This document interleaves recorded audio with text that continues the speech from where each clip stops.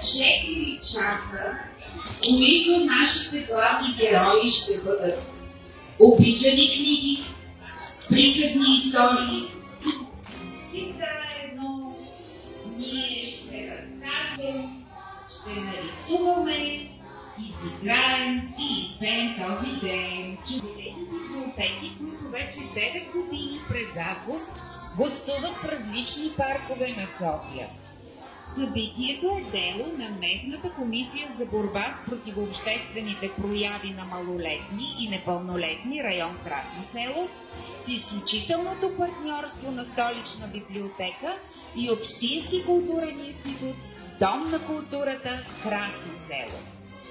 За мен е чест да представя инициатора на празника на книгите в парк Хиподрумът, архитект Румен Русев, кмет на район Красно село. Благодаря ви, че сте тук днес на този празник.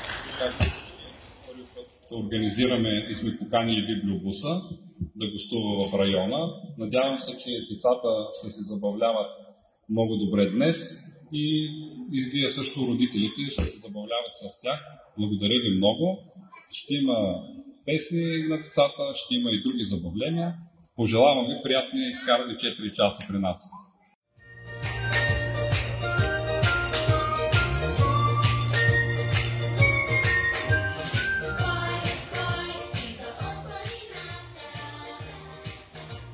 Специален гост на празника е любимата писателка за деца Радостина Николова.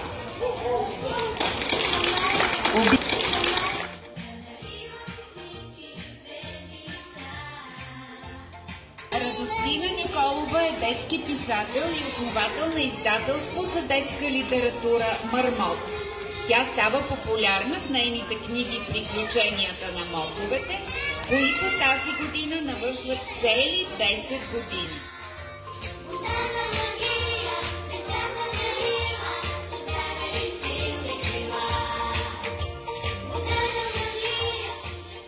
Благодаря за чудесните песни, които изпяхте, и за приятните мигови, с които ни дарихте. Благодаря ви много. Благодаря на всички родители, които присъстваха на този празник. Надявам се да не е само този, а да има и много други такива вълнуващи моменти в район Красно село. Благодаря ви още веднъж много.